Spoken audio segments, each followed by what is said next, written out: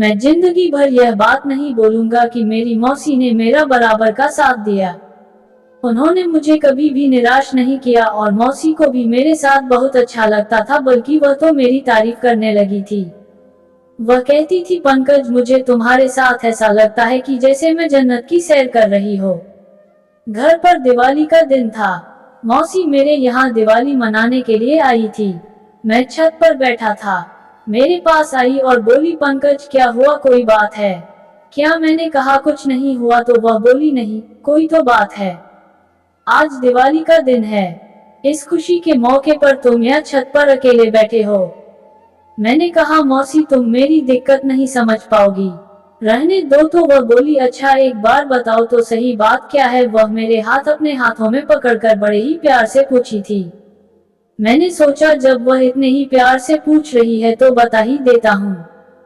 मैंने कहा, मौसी मेरे स्कूल में जितने भी दोस्त हैं उन सब की गर्लफ्रेंड है, लेकिन मेरी आज तक कोई भी गर्लफ्रेंड नहीं बनी। लेकिन मौसी बोली, इसमें उदास होने वाली क्या बात है? तुम भी किसी पर ट्राई करो, तुम्हारी भी कोई ना कोई गर्लफ्रेंड तो जरूर ही बन जाएगी।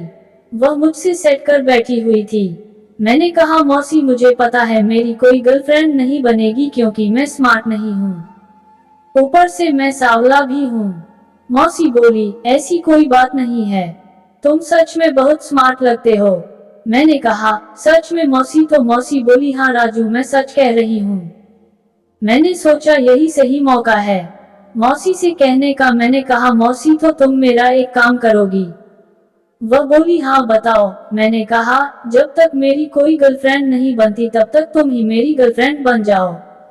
मैंने सोचा मेरी बात सुनकर वह भड़क जाएगी, मगर वह तो कुछ भी नहीं बोली थी। अब मेरी हिम्मत थोड़ी और बढ़ गई।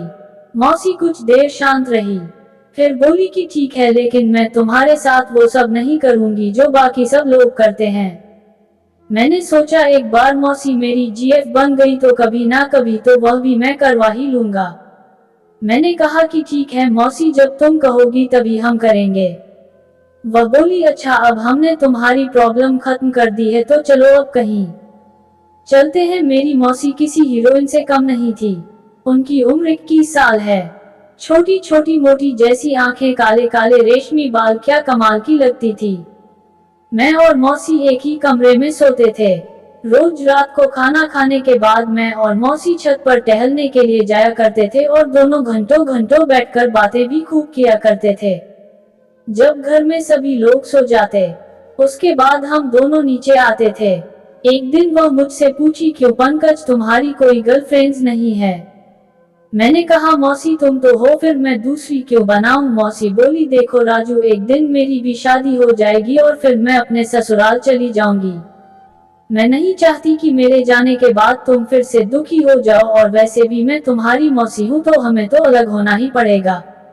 मैंने कहा कि हाँ मौसी, आपकी बात तो बिल्कुल ठीक ही है। शाम को सभी लोग बैठकर खाना खा रहे थे। तभी पापा बोले, मैंने शालिनी के लिए एक रिश्ता देखा है। ये सुनकर मेरा दिल तो बैठ ही गया। वह मम्मी से कह रहे थे, कल उस लड़के की फोटो आएगी तो तुम लोग भी देख लेना। अगर लड़का पसंद आएगा तो बात हम लोग आगे बढ़ाएंगे। ये सुनकर मौसी तो शर्मा कर अपने कमरे में ही भाग गई, लेकिन मुझे बहुत ज्यादा बुरा लग रहा था, क्योंकि मौसी की शादी हो जाने के बाद वह तो अपने ससुराल ही चली जाएगी। उसके बाद फिर मेरा हाल वैसे का वैसा ही हो जाएगा। रात को मुझे बिल्कुल भी नहीं आ रही थी। मैंने देखा मौसी भी जाग रही थी। मैंने कहा कि मौसी, कल जब उस लड़के की फोटो देखोगी तो तुम क्या कहोगी? वह बोली, क्या बोलूंगी, अगर लड़का अच्छा होगा तो मैं तो हाँ कर दूंगी। मैंने कहा कि मौसी, अब तुम मुझे छोड़कर चली जाओगी? मौसी बोली, अरे वह तो है। मैंने कहा, मौसी मैं कल अपने दोस्त के मोबाइल में एक वीडियो क्लिप देखा था जिसने वह अपनी गर्लफ्रेंड के साथ वो सब कर रहा था। मौसी बोली, वो उसकी गर्लफ्रेंड, उसका जो मन करे वह करे। थोड़ी देर बात करने के बाद हम दोनों सो गए। सुबह में देर से उठा था। मैंने देखा घर के सभी लोग साफ सफाई में लगे हुए थे। मैंने सोचा आज तो कोई त्योहार भी नहीं है तो ये लोग इतनी सफाई क्यों कर रहे हैं। इतने में मम्मी आई और बोली, सुन पंकज, जल्दी से बाजार जाकर कुछ मिठाई और 2 कोल्ड ड्रिंक की बोतल लेकर आओ।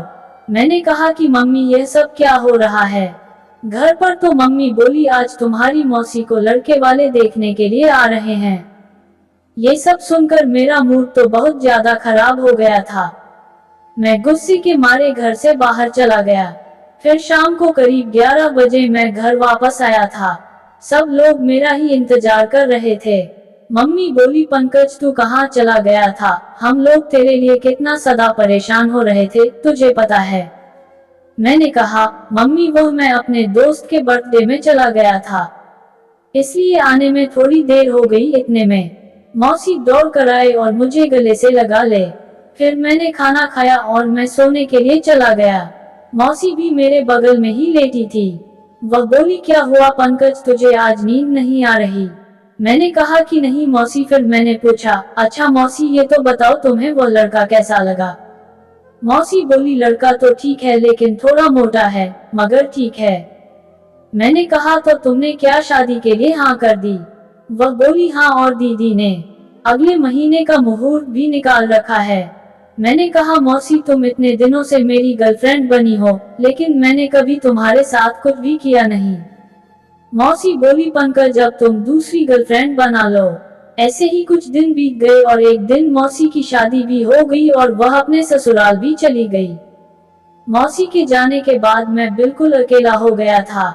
मुझे बिल्कुल भी अच्छा नहीं लग रहा था क्योंकि वह हमेशा मेरा साथ देती थी। फिर शाम हो गई। मैं खाना खाकर अपने कमरे में सोने के लिए गया। उसका हूँ तो मुझे अकेले कमरे में बिल्कुल भी अच्छा नहीं लग रहा था क्योंकि अब वह मेरे पास नहीं थी। मुझे नींद भी नहीं आ रही थी तो मैंने सोचा एक बार मौसी को फोन करता हूँ। जाते समय मैंने मौसी का नंबर ले लिया था। मैंने फोन किया, पूरी बेल बजी, लेकिन मौसी फोन नहीं उठाए। मैंने सोचा क्या पता मौसी मौसा के साथ वह सब कर रही हो, और फिर मैं सो गया। सुबह के 5 बजे मौसी का फोन आया और बोली क्या कर रहे हो राजू? मैंने कहा कि कुछ नहीं मौसी, बस अभी सो रहा हूँ। मैंने कहा मौसी तुम शादी करके खुश हो ना? वह बोली हाँ, मैं तो बहुत ज्यादा खुश हूँ। शादी की रात पति ने बहुत प्यार किया और वह दिल के भी बहुत अच्छे हैं। और बताओ तुमने कोई गर्लफ्रेंड बनाई या नहीं? मैंने कहा क्या बताएं मौसी, इतने दिनों से जब कोई नहीं बनी तो 2 दिन में कैसे बन जाएगी। करीब आधा घंटा तक हमारी बातें चलती रही। मौसी बोली अच्छा मैं रखती हूँ, अभी मैं इनके लिए टिफिन भी लगाना है। मैंने कहा कि ठीक है और फोन रख दिया। मैंने सोचा आज मैं स्कूल में कोई ना कोई गर्लफ्रेंड जरूर बना लूंगा, लेकिन मेरे क्लास में कोई ऐसी लड़की थी जिसे मैं प्रपोज कर सकूं। सब मुझसे छोटी थी। रोज रात को सोते समय मेरी और मौसी की बात शुरू हो जाती। वह अपनी सारी बातें मुझसे शेयर करती थी और मैं भी अपनी सारी बातें उनसे शेयर करता। मैंने मौसी से कहा कि तुम ही मेरी कोई गर्लफ्रेंड बना दो, मैं नहीं बना पा रहा।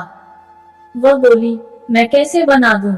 मैंने कहा कि मौसी मुझे एक लड़की बहुत पसंद है और तुम उसे अच्छी तरीके से जानती हूँ। वह बोली कौन है बताओ तो सही। मैंने कहा वह तुम्हारी ननंद, वह मुझे बहुत अच्छी लगती है। वह बोली कौन, सिमरन? मैंने कहा कि हाँ। फिर वह बोली लेकिन पता नहीं वह तुझे पसंद करती है कि नहीं।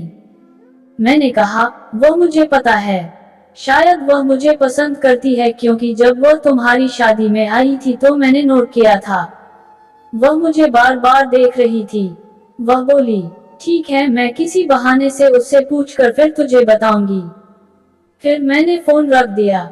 अगले दिन पापा बोले बेटा जल्दी से कपड़ा पहन लो और तैयार हो जाओ। मैंने कहा कि क्यों पापा, कहीं जाना है क्या? तो पापा बोले हाँ, आज तुझे अपनी मौसी को लेने के लिए जाना है। मैंने जल्दी से कपड़े पहने और तैयार होकर मौसी को लेने के लिए निकल गया। क्या ससुराल मेरे घर से 50 किलोमीटर दूर था। मुझे वहां पहुंचने में शाम हो गई और रात वहीं रुकना पड़ा। मैं सोया था। मौसी की नंदन मेरे लिए चाय लेकर आई थी। कुछ देर तो मैं उसे निहारने लगा। वह बहुत ही खूबसूरत थी। वह मुझे देखकर मुस्कुराई और शर्माते हुए जाने लगी। मैंने उससे पूछा तुम्हारा नाम क्या है, जबकि मुझे उसका नाम पता था, लेकिन मुझे उसके मुंह से उसका नाम सुनना था। वह बोली मेरा नाम सिमरन है। इतना कहकर वो चली गई। मैं समझ गया कि वह भी मुझे पसंद करती है। फिर मैं मौसी को बाइक पर बिठाकर वहां से निकल आया। मैं रास्ते पर मौसी से बातें करता आ रहा था। शादी के बाद मौसी और भी ज्यादा खूबसूरत लग रही थी। मैंने कहा, मौसी तुम तो और भी ज्यादा सुंदर लगने लगी हो। वह बोली, अच्छा ठीक है, तू गाड़ी चलाने पर ध्यान दे। हम 1 घंटे में घर पहुंच गए। शाम को हम खाना खा रहे थे तो मौसी बोली, पंकज तेरे लिए खुशखबरी है। मैंने कहा, कैसे खुशखबरी? मौसी तो बोली, मैंने पिंकी से तेरे लिए बात की थी, वो भी तुझे पसंद करती है और अपना नंबर भी दी है। तुझसे बात करने के लिए मैंने खुशी से मौसी को गले से लगा लिया। फिर वह मुझे पिंकी का नंबर दे दी। दोस्तों, अगर आप लोगों को ये कहानी पसंद आई है तो हमारे चैनल अनजान वॉइस को लाइक एंड सब्सक्राइब जरूर करिए एंड घंटी का बटन जरूर दबाएं, ताकि नई और दिलचस्प कहानी आप तक सबसे पहले पहुंचे। फिर मिलेंगे एक और दिलचस्प कहानी के साथ। धन्यवाद।